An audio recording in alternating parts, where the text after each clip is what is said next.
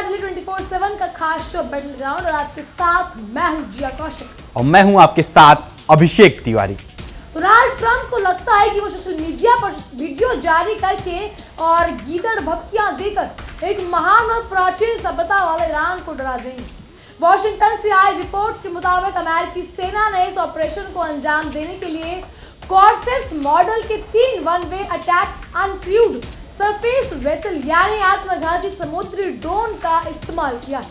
America का दावा है कि ये ड्रोन बंदर अब्बास नेवल बेस में दाखिल हुए हैं और वहां मौजूद ईरान की गदीर क्लास पनडुब्बी से जा टकराए। ट्रंप इस हमले को केवल ऐसा लेकर चल रहे थे या नाच रहे थे जैसे उन्होंने कोई बहुत बड़ा युद्ध जीत लिया, लेकिन ये भूल रहे हैं कि यह हमला उनकी कायरता और अंतर्राष्ट्रीय कानून के प्रति उनके दिवालेपन का सबसे बड़ा सबूत है।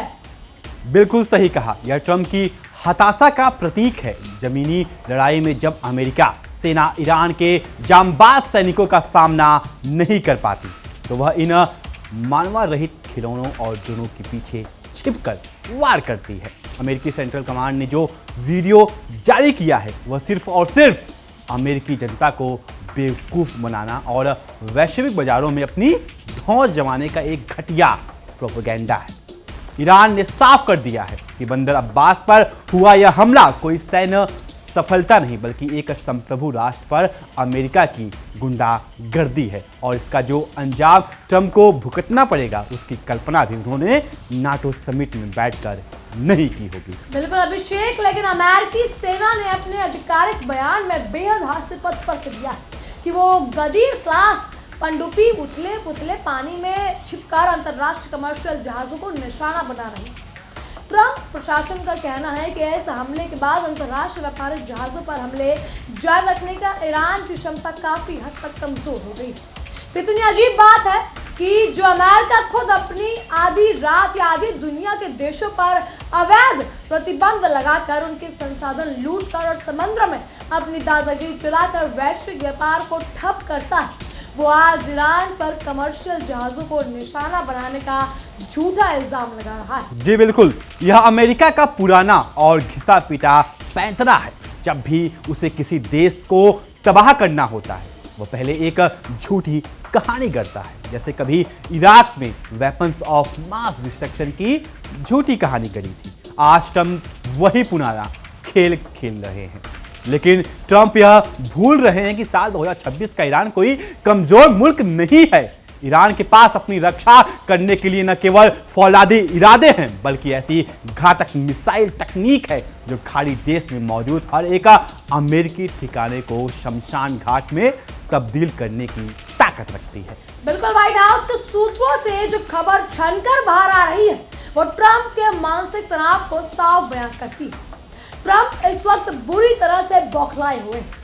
एक तरफ वो दावा करते हैं कि वो ईरान की किल लिस्ट में नंबर 1 टारगेट है और दूसरी तरफ वो इस तरह के आत्मघाती हमले करवाकर मिडल ईस्ट में आग लगा है। इजराइल की खुफिया एजेंसी मोसाद ने ट्रंप को इस कदर डरा रखा है कि वो अपनी परछाई से भी कांप रही है। इजराइल के इशारों पर नाचने वाले डोनाल्ड ट्रंप ने अपने देश के युवाओं और अमेरिकी सैनिकों की जान को ईरान की घातक मिसाइलों के सामने झोंक दिया। जी बिल्कुल जिया, ईरान की तरफ से जो ताजा इनपुट आ रहे हैं वो अमेरिकी नौसेना के लिए बेहद डरावने हैं।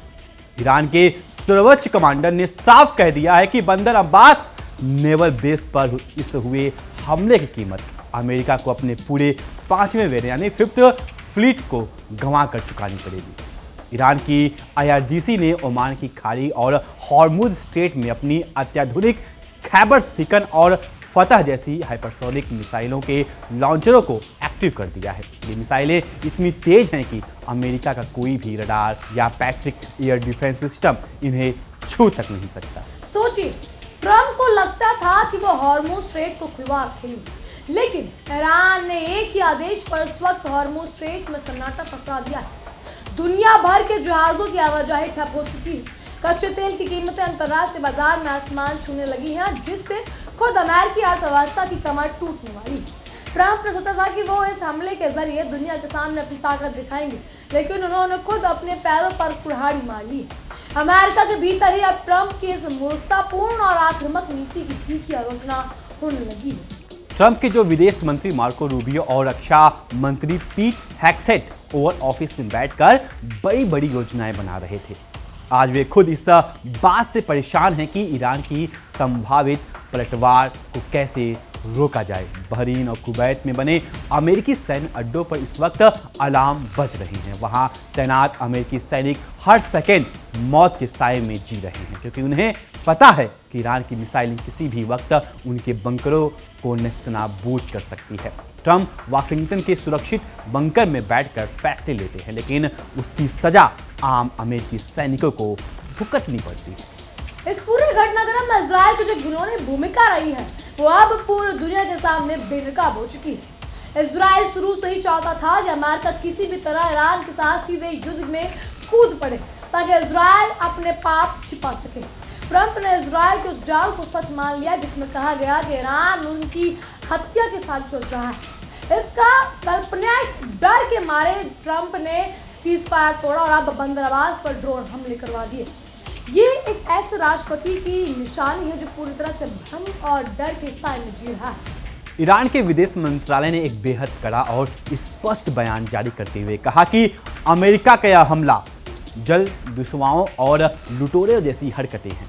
ईरान ने साफ किया है कि उसके पास अपनी सीमाओं की रक्षा के लिए पर्याप्त संसाधन है और वह इस हमले का जवाब उस वक्त और उस जगह पर देंगे जिसकी उम्मीद अमेरिका ने कभी सपने में भी नहीं की होगी। ईरान की इस चेतावनी ने पूरे वाशिंगटन में खलबली मचा दी है, क्योंकि ईरान जो कहता है वह करके दिखाता है। जनरल कासिम सुलेमानी की शहादत के बाद भी ईरान ने अमेरिकी बेसों पर मिसाइलें बरसाकर दुनिया को अपनी ताकत दिखाई थी। बिल्कुल सही कहा आपने अभिषेक, आपने याद दिलाया।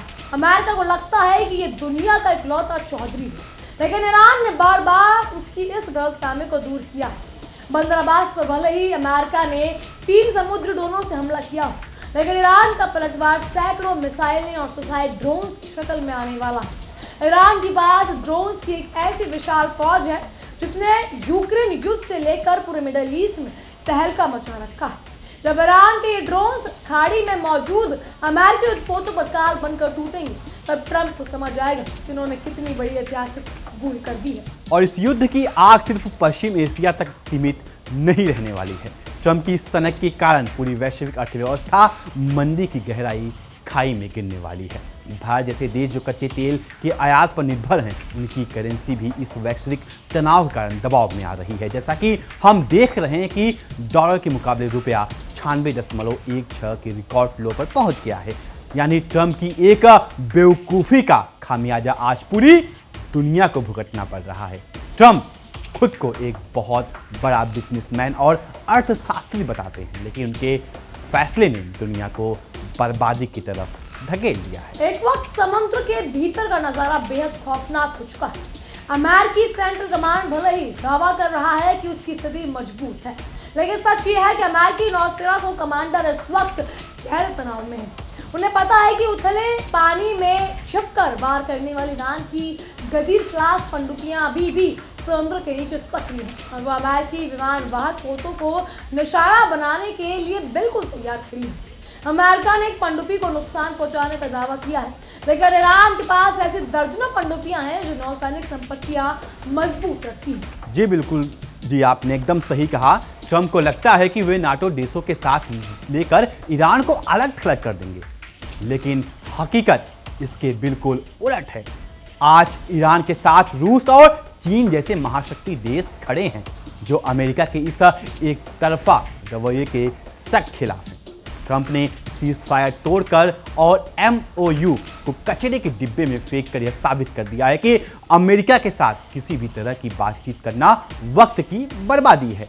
ईरान ने अब साफ कर दिया है कि वह किसी कूटनीतिक झांसे में नहीं आएंगे और अपनी सुरक्षा का फैसला खुद अपने हथियारों के दम पर करेगा। बिल्कुल, लड़ाई अब उस मोड़ पर आ गई है जहां से वापसी का कोई रास्ता नहीं।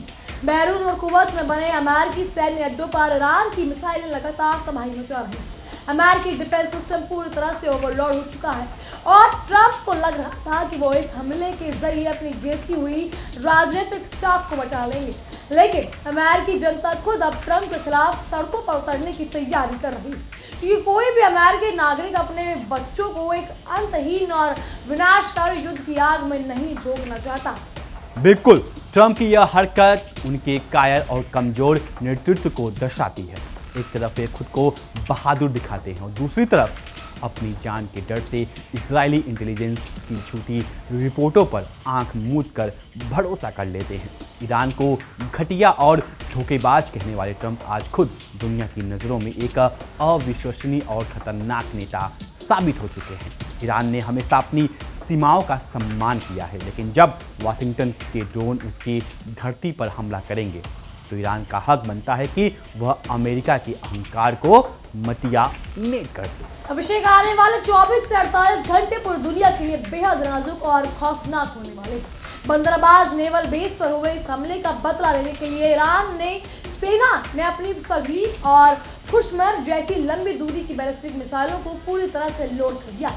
ये मिसाइलें न केवल मिडल ईस्ट में अमेरिकी ठिकानों को बल्कि अमेरिका के सबसे करीबी सहयोगियों के कमान केंद्रों को भी पलक झपकते ही मलबे के ढेर में तब्दील कर सकती है। ट्रंप का घमंड अब बहुत जल्द टूटने वाला है। तो दर्शकों, अमेरिका और ईरान के बीच छिड़ा यह महासंग्राम यह साफ गवाही दे रहा है कि अमेरिकी साम्राज्यवाद के अंत का समय अब आ चुका है। ट्रंप ने बंदर अब्बास पर समुद्री ड्रोनों से हमला करके जिस युद्ध की शुरुआत की है उसका अंत अब ईरान की मिसाइलें करेंगी। ट्रंप की सनक, इजराइल की साजिशें और अमेरिका का खोखला अहंकार अब पश्चिम एशिया के समंदर में डूबने जा रहा है। ईरान ने यह साबित कर दिया है कि वह अपनी संप्रभुता सम्मान के लिए किसी भी हद तक जाने को तैयार है। ईरान के इस फौलादी और जाबाज पलटवार पर और ट्रंप की इस विनाशकारी सड़क पर आपकी क्या राय है? क्या आपको भी लगता है कि ट्रंप ने ईरान से पंगा लेकर अपनी ही विनाश की पटकथा लिख दी? हमें नीचे कमेंट सेक्शन में अपनी राय जरूर लिखिएगा। पश्चिम एशिया के इस खौफनाक महायुद्ध से जुड़ी हर एक अपडेट के लिए बन रही है इंडिया 24/7 के साथ और देखते रहिए हमारी एक खास पेशकश बैटलग्राउंड। देखिए इंडिया डेली 24/7 अब आपके स्मार्ट टीवी पर। इंडिया डेली मौजूद है सभी डिजिटल प्लेटफॉर्म पर लाइव और लगातार। इंडिया डेली 24/7 हर दिन राष्ट्र को समर्पित।